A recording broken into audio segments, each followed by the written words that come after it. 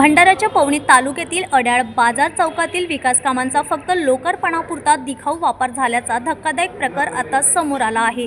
लाखोंचा निधी खर्चून उभारलेले शौचालय, कचराकुंडी, कमोड तसेच ड्युल पंप, बोरवेल, सोलर प्रकल्प यांचे भव्य लोकार्पण झाले, पण प्रत्यक्षात मात्र सर्व सुविधा आजही कुलूप बंदच आहे। जिल्हा परिषद DPDP निधीतून 2022-23 मध्ये शौचालय, कमोड, कचराकुंडी तर ग्रामीण पाणी पुरवठा योजनेतून 2023-24 मध्ये dual pump, borewell, solar panel प्रकल्प उभारण्यात आले। या प्रकल्पांचे लोकार्पण 19 ऑगस्ट 2025 रोजी माजी पालकमंत्री आणि विधान परिषद सदस्य डॉक्टर परिणय फुके यांच्या हस्ते मोठ्या थाटामाटात पार पडले। मात्र लोकार्पणानंतर गावकऱ्यांना कोणतीही सुविधा प्रत्यक्षात वापरता आली नाही। शौचालय बंद, पाणी पुरवठा बंद, कचराकुंडी निष्क्रिय, एकही सेवा चालू नाही। यामुळे ग्रामस्थांमध्ये संतापाची लाट उसळली आहे। अड्याळच्या बाजार परिसरातील एकमेव खेळांचे मैदान कचऱ्याच्या ढिगाऱ्यामुळे दुर्गंधीचे केंद्र बनले असून त्यांच्या शेजारीच असलेल्या अभ्यासिकेलाही यातून मोठा त्रास सहन करावा लागत आहे।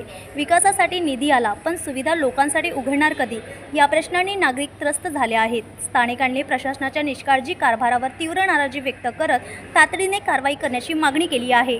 न्यूज एक्सप्रेस करिता आकाश नंदागवडी, भंडारा।